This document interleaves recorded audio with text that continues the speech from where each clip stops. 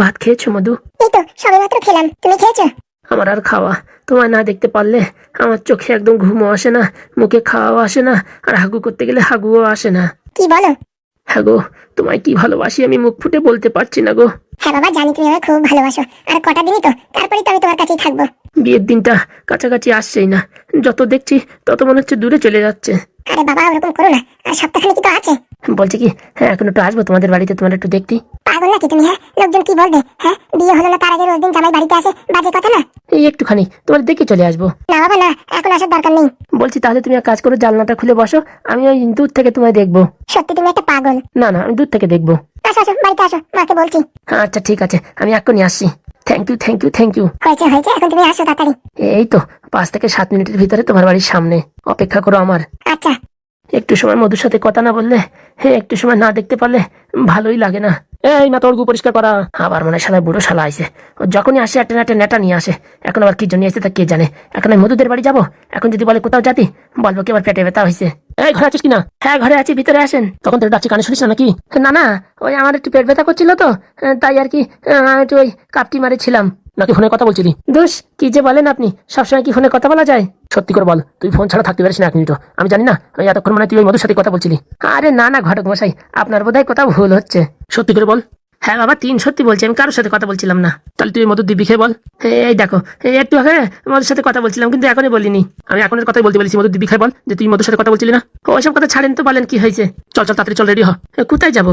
ওই তো বাইরে শ্বশুর বাড়ি যেতে হবে, ওখান থেকে ফোন করেছে, আজকে মিটিং হবে। বলছি আমার তো পেটে বিশাল ব্যথা করতেছে। আবার মিথ্যা কথা বলতেছিস? সত্যি বলছি, পেটে ব্যথা করছে। ঠিক আছে, তোর আমি নিচ্ছি না। ঠিক আছে, আপনি সাবধানে যান। কথা আমার এখনো শেষ হয়নি। বল, আমি যদি মিথ্যে কথা বলি তাহলে আমার আর মধুর বিয়ে জীবনে কোনোদিন হবে না, সারা জীবন আমি এইরকম আইবুড়ো থেকে যাবো। বল। হ্যাঁ দেখেছেন আপনি কি যে আর একটা কথা বলেন না, আমার না ভয় লাগে। না না, সত্যি যদি তোর পেট ব্যথা করে তা তোর বলতে অসুবিধা কি? মানে এই গ্যাসের ব্যথা তো থাকে থাকে করে, থাকে থাকে করে না। এখন আমি যদি বলিয়ে ফেলাই, তারপর যদি আবার কোনো ঘটনা ঘটে যায়, এমনিতে অনেক কষ্ট করে এই মধুর সাথে আমাদের বিয়ের আর কি সংযোগটা ঘটিছে, এখন যদি ক্যান্সেল হয়ে যায় তাহলে তো সারা জীবন নিজের আমি মাফ করতে পারবো না। কোনো কথা না বলে রেডি হ, আপনার সাথে আর কি মিথ্যা কথা বলবো। সবই যখন ধরা খাইয়ে গেছি তখন সত্যি করেই বলি। এখন আর কি মধুর সাথে একটু দেখা করতে যাব, এই কেবল ফোনে কথা হলো, ও কেবল রাজি হলো। এখন আপনি যদি ডাকি নিয়ে যান তাহলে কি করে কি হবে বলেন?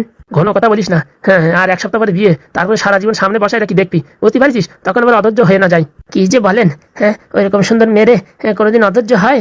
সে সময় আসলে জানতে পারবি। বলছি চল চল, এখন এই ঝামেলাটা মিটাই আসি। বলছি মধু যদি বলে যে কথা দিয়ে কথা রাখলে না, ও ফোন ধরাই দে, আমি ও সেটেলমেন্ট করে দিচ্ছি। আর যদি রাগ করে, ও আগলা নাকি? আমি হচ্ছে তোদের ঘটক, এখনো বিয়ে হয়নি, বিয়ে পুরোপুরি আমার হাতে। বেশি তছনছ করবি না, একদম বিয়ের কাজ ভেঙে দেবো, তখন দেখবি কেমন লাগে। আরে কে বলিস আমি যাবো না, এক্ষুনি রেডি হয়ে আসছি, আপনি 1 মিনিট দাঁড়ান। দাঁড়ানোর সময় নেই, তাহলে আর কোনো রেডি হওয়ার দরকার নেই, চলেন। ব্যাগপত্র কিছু নিবি না? ও কিচ্ছুর দরকার নেই, এতেই কাজ চলে যাবে, দেখিস। না না, বেশি গরম হলে তোমার বিয়ের বাড়িতে একটা লুঙ্গি চাই দিয়ে নে, বাস লুঙ্গি মুড়ি দিয়ে সব কাজ সেরে ফেলবানি। কোনো কথা বলিস না, চল। চলেন। বুড়োটা এখন এত জ্বালান জ্বালাচ্ছে, বিয়ের পর আবার জ্বালাবে না তো? যদি না কথা শুনি কেন বললো, তোর বউ কাড়ি নিয়ে যাবো। এই শালা ঘটকদের থ্রুতে বিয়ে করলে এই ঝামেলা হয়। কিছু বলছিস নাকি রে? কই না তো, চলেন চলেন। বলছি ম্যাডাম, আপনার মনে হয় এবার আর হেমেলে হওয়া হবে না। সকালে সকালে বুঝি আর কি করছেন? আর কি না, ঠিকই বলছি। কি বলতে চাইছেন একদম সোজা মতো বলেন। রাখবেন না রাখবেন না, রাখলে আপনারই লস, রাখার কথা তো আমাদের। কিসের জন্য? আমি কি অপরাধ করেছি যে তোমরা রাখবে আমার পরে? বলছি ম্যাডাম, এতক্ষণ বলো সম্মান দিয়ে কথা বলছিলাম, এখন আর সম্মান দেবো না কিন্তু, হাতে হাত করি পরিয়ে টানতে টানতে নিয়ে যাবো। মানে কি কথা বলছেন আপনি? আমরা সব জেনে গেছি, আপনি যে আপনার ছেলেকে আপনার স্বামীকে কেমিক্যাল খাইয়ে প্যারালাইসিস করে রেখেছেন, সে সব প্রমাণপত্র আমরা পেয়ে গেছি। মানে কি বলতে চাইছেন, আমি আমার স্বামীকে প্যারালাইসিস খেলিয়েছি? হ্যাঁ। ও মা গো, হয়ে কোন দুনিয়ায় এসে পড়লাম। হ্যাঁ, আমার স্বামীর জন্য আমি এত উপবাস করছি, এত মন্দিরে যাচ্ছি যে আমার স্বামীটা যাতে ঠিক হয়ে যায়, তাড়াতাড়ি ভালো হয়ে যায়। হ্যাঁ তা না, আমার স্বামীর কথা আমার দোষ দিয়ে দিচ্ছে। ন্যাকামো কান্না কানবেন না, আমাদের কাছে যথেষ্ট প্রমাণপত্র আছে। ছি ছি ছি, ডাকবাবু এরকম কথা বলতে পারলেন? কি ভালোবাসি, এক মুহূর্ত আমার স্বামীকে ছাড়া থাকতে পারি না। সকালে একবার না খেয়ে থাকি, যে বরটা আমার না খেয়ে আছে, তার জন্য এখন জীবন রক্ষার জন্য বিকেলবেলা অল্প করে সাবু দিয়ে কলা দিয়ে খাই। হ্যাঁ, যাতে আমার স্বামীর মঙ্গল কামনা করার জন্য আমি সারাক্ষণ উপবাস করে থাকি। আর এই কথা বলতে পারলেন যে আমি আমার নিজের হাতে আমার স্বামীর কেমিক্যাল খাওয়াই প্যারালাইসিস ফেলাই রাখি, আর উপরে তো আমার ছেলে। হ্যাঁ, মানুষ জন্ম জন্মান্তর মানে কামনা বাসনা করে ছেলে মেয়ের মুখ দেখে, আর তারা আমি নিজের হাতে এরকম কথা আপনি বলতে পারলেন? আপনার বিবেকে বাঁধলো না?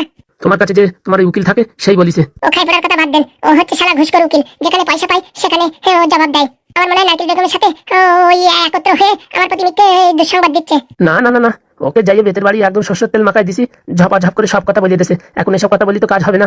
আপনার কাছে কি প্রমাণ আছে? লিখিত কোনো প্রমাণ আছে? লিখিত প্রমাণ কি? তোমার অ্যাসিস্ট্যান্ট তোমার সম্পর্কে সবকিছু ঢাল করে বলে দিচ্ছে। হ্যাঁ, তাহলে এর থেকে আর বড় প্রমাণ কিসের দরকার? শোনো, কোর্ট আদালত এইসব মুখের কথাই মানে না, প্রমাণ দরকার। হ্যাঁ, হতে পারে এখন নারকেল বেগমের সাথে ও যোগাযোগ করে নারকেল বেগম বলেছে হয়তো তোর 5 লাখ টাকা দেবো, এর নামে নিন্দামন্দ কথা বল। এখন বলতেই পারে, সেসব তো আমি বিশ্বাস করবো না। আমার স্বামী বলুক, আমার ছেলে বলুক, হ্যাঁ, তখন যাই বিশ্বাস হবে না। আমি এসব আজে বাজে বাইরের লোকের কথা বিশ্বাস করবো কেন? তাহলে চাকরিতে রাখিছি, সে এখন আমার ভালো চায় না, মিথ্যা কথা বলে আমার নামে অপবাদ দিতেই পারে। ওর কথা কেউ মানবে না, আমি মানবো না, কোর্টও মানবে না। আর বাবু, তোমরা কিরকম দারোগা বাবু হয়েছে বলো দেখি? কেন, কি হয়েছে? ওইসব হাবিজাবি লোকের কথা শুনে তুমি আমার এইসব বদনাম করছো। আমি কিন্তু এখনই পত্রকার দেখে কিন্তু আপনাদের নামে এইসব উল্টোপাল্টা বলে কিন্তু একদম এখান থেকে চিরজীবনের মতন ট্রান্সফার করাই দেবো। এখনো আপনার হাতে অত পাওয়ার আসেনি, আর আপনি করেছেন ভুল, আর আমরা পাবো ভয়। দেখবেন, তাহলে দেখবেন এখনই খবরের কাগজের লোক ডেকে আপনাদের নামে এইসব ভাং বলবো যে আমাদের কাছে 6 লাখ টাকা চাইছে, যে টাকা দাও, না হলে পরে তোমার নামে এইসব উল্টোপাল্টা কথা বলে তোমার এই ভোটে হারাই দেবো। এইসব কথা দিয়ে আপনাদের নামে কেস ঠুকে দেবো। চেনেন না আমারে?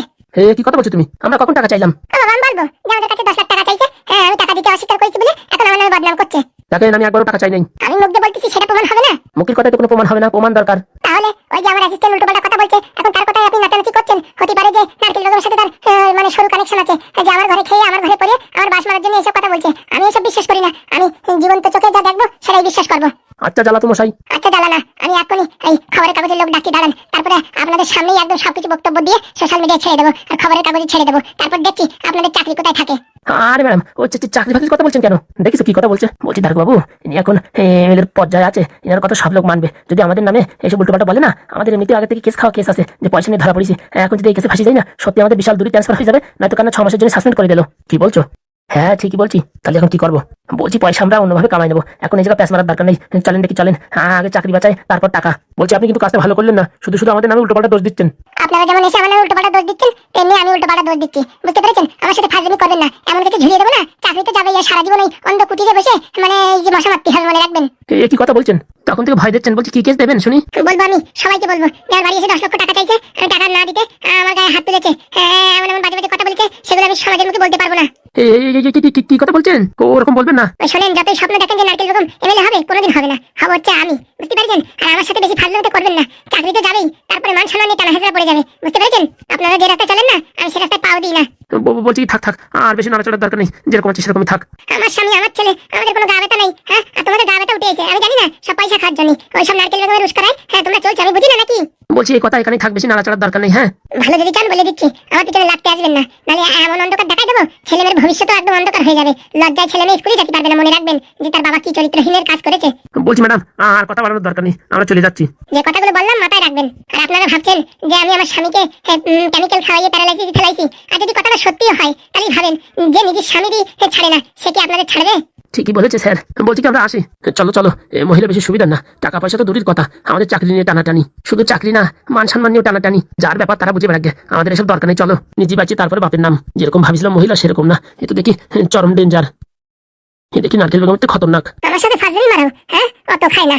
কটকটি খুব সুন্দর, খুব সুন্দর। বলছি কেমন অভিনয় করলাম? একদম 100-এ 100। তোমার কথাগুলো পাটিয়ে পাটিয়ে একদম বলে দিয়েছি।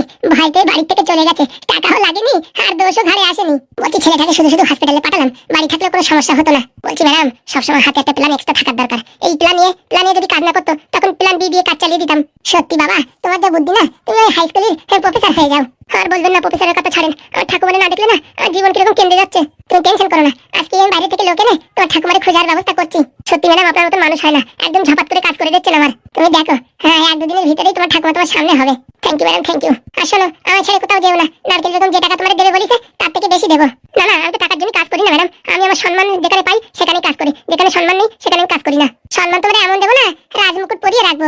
সত্যি ম্যাডাম, আপনার সাথে কথা বলে খুব ভালো লাগলো। আগে যে আপনি কটর করতেন না, তখন না আমার মনে হতো আপনি বিশাল ডেঞ্জার। আসলে আমি ডেঞ্জারই। যার কাছে ডেঞ্জার তার কাছে ডেঞ্জার, যার কাছে ভালো তার কাছে একদম মধুর মতন ভালো। Thank you madam, thank you. আমার ঠাকুমাকে এত শিগগির খোঁজার জন্য, অ্যাকশন নেওয়ার জন্য। চাপ নিও না তুমি, এখন আমি লোক জোগাড় করছি। হ্যাঁ আচ্ছা, বলছি যাও, খাওয়া দাওয়া করে আসো, ভালো করে বিরিয়ানি রান্না করে দিয়েছি, ওখান থেকে খেয়ে নাও। হ্যাঁ আচ্ছা ম্যাডাম, আপনি খাবেন না? খাবো। দরজার পাশ থেকে সবই শুনলাম। দারোগা বাবুকে এমন টাইপ দিয়েছেন না, আমার তো মানে 2-3 দিন ঘুমই হবে না। ওনাদের ওরকমই করা দরকার। এর আগে আমাদের কাছ থেকে অনেক টাকা নিয়েছে, কিন্তু আমার স্বামী কিচ্ছু বলে না, বলে আমরা খাচ্ছি, ওরা একটু খাক। কিন্তু বাবা, তোমার ট্যালেন্ট অন্যরকম, পয়সা ছাড়াই কাজ। ওই আর কি, এতদিন পর্যন্ত যত কাজ করিয়েছি পয়সা দিয়ে কাজ করিয়েছি, এই প্রথমবার দেখলাম পয়সা ছাড়াও কাজ হয়। মানুষের যেখানে কমজোরি সেখানে আঘাত করলেই কাজ হয় ম্যাডাম, চাপ নেবেন না। আমি আছি সবসময় আপনার পিছনে। তুমি আমার পিছনে থাকলে ভোট থেকে আমাকে হারাতে কেউ পারবে না। তবু ম্যাডাম সতর্ক থাকতে হবে, বলা যায় কখন কোথা থেকে কে কি করে। না না, আমি তো চারিদিকে সবসময় সতর্ক বার্তা ফেলিয়ে রেখেছি। চলেন ম্যাডাম, ভীষণ খিদে লেগেছে। হ্যাঁ চলো। বলছি ভাইপো, তোদের একটা কাজ করতে হবে। কি কাজ কাকা? কাজ হচ্ছে তোর বৌদির গ্রামে গিয়ে তোর বৌদির কোন একটা কমজোরি খুঁজে বের করতে হবে, যেখানে আঘাত করতে পারে আমরা অনেক পয়সা কম দিয়ে বা ফ্রিতে কাজটা চালিয়ে দিতে পারবো। এরকম একটা তোর কমজোরি বা সিক্রেট কথা খুঁজে বের করতে হবে। বলছি ওই গ্রামে ও তো সবাই আমার চেনে। তাহলে তোর মতন চালু তো আর কেউ নাই যে কারে পাঠাবো। আমরা যতদূর খবর পেয়েছি বৌদির নিচে একটা বয়ফ্রেন্ড আছে, সাদা চুল করে। হ্যাঁ সেদিন আমরা দেখেছি। সেটা তো আমরাও জানি, কিন্তু ওর সম্পর্কে তো কিছু জানি না। আন্দাজে বলতে গেলে তার কাজ হবে না। মিটিং এর ভিতরে কথাটা তুলতে গেলে পারে একটু গুরুত্ব সহকারে তুলতে হবে। আজকে বিকেলবেলা মিটিং হবে। বলছি যেহেতু আজকের মিটিংটা যে করে হোক হোল্ড করে দাও, কালকে দুপুরবেলা মিটিংটা রাখো। তার ভিতরে যে করে হোক আমরা ইনফরমেশন জোগাড় করে দেবো। ওখানে আমি আর এই লালটা গেলে হবে না, ওখানে ওই ফড়িং আর এই চম্পাদারে পাঠাতে হবে। বলছি চম্পা দা হবে না মামা হবে? আরে বাবা তো বললি হলো, দা বললি কি আর মামা বললি কি, চেহারা তো পাল্টাবে না, ওরকমই তো থাকবে। তা তো ঠিক কথা। তাহলে রেডি হয়ে পড়ি। দাঁড়াও একটু দাঁড়াও, তাহলে যেহেতু ওই একটা কাজ হলেই তো হবে। বলছি বাবা তুই গেলে একটু ভালো হতো, বুঝেছিস? তোর পরে না আর একটু অন্যরকম বিশ্বাস আছে।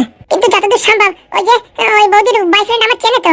আরে চিনুকা যা করুক, ওখানে যাই তো আমরা হরিসভা দেবো না? মোটামুটি ঘটনাটা জানতে পারলি, তারপরে যে যা করে করুক। মারধরের ভয় পাচ্ছিস নাকি আবার?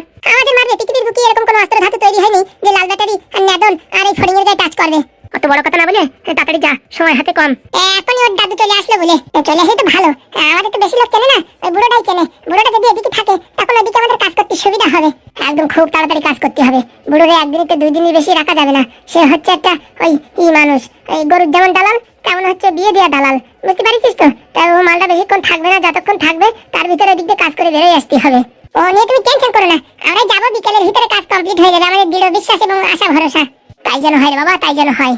বাবা তুই এখন পাদুর সম্বল, তুই পারবি পাদুর মান সম্মানটা বাঁচাতে এবং এত কষ্ট করা টাকা যাতে খালি খালি চলে না যায়। তুই পারবি বাবা নাদন, তুই পারবি, তুই চেষ্টা কর। বলছি বাবা পাদু, তুই তোর বাবার মান সম্মানটা রাখিস বাবা, তোর বাবার মান সম্মানটা রাখিস। চিন্তা করো না বাবা, এই প্ল্যানে যতক্ষণ শ্বাস আছে ততক্ষণ আমি তোমাদের জন্য লড়ে যাবো। টেনশন করো না, হ্যাঁ তোমাদেরই জিত হবে। সেটা আমরাও জানি, আমরা দলে কি লোক কম, কিন্তু অপর পার্টি তারেও হালকায় নেওয়া যাবে না। কোথাতে কোন চাল দিয়ে ঘোড়ার মতন প্যাঁচ মেরে খাইয়ে নেবে বলা যায়? অত সোজা না, আমরা তো আছি নাকি?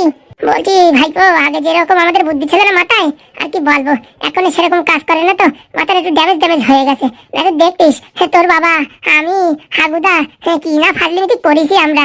ঠিক আছে, অত কথা শোনার সময় নেই এখন, পরে একসময় শুনবো খানে। আচ্ছা বাবা সাবধানে যা, ভালো করে কাজ করে উন্নতি করে বাড়ি আয়। হয়তো হয়তো অত আশীর্বাদ দিও না, ধরে রাখতে পারবো না।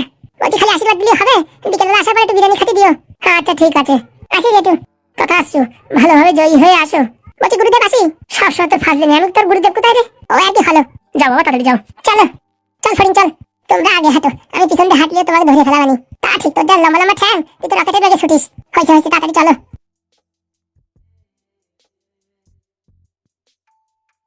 ভাগ্যিস নেদন ছিল এখন, নাহলে এই কেসটা আমরা হ্যান্ডেল করতে পারতাম না। তা ঠিক বলেছিস ভাই, তা ঠিক বলেছিস। ঢেউনা বিয়ে না করলে পারে এরকম একটা অস্ত্র ধাতু আমরা পেতামও না। তার জন্য বলছি ফুটোদা তুমি বিয়ে করো, দেখো অস্ত্র ধাতু তুমি একটা বের করতে পারবা। তোর এই অস্ত্র ধাতুর জন্য এখন আমার জীবনটা পুরো কয়লা করে ছাড়বো? তাহলে আমি আমি কি করে থাকি বলো?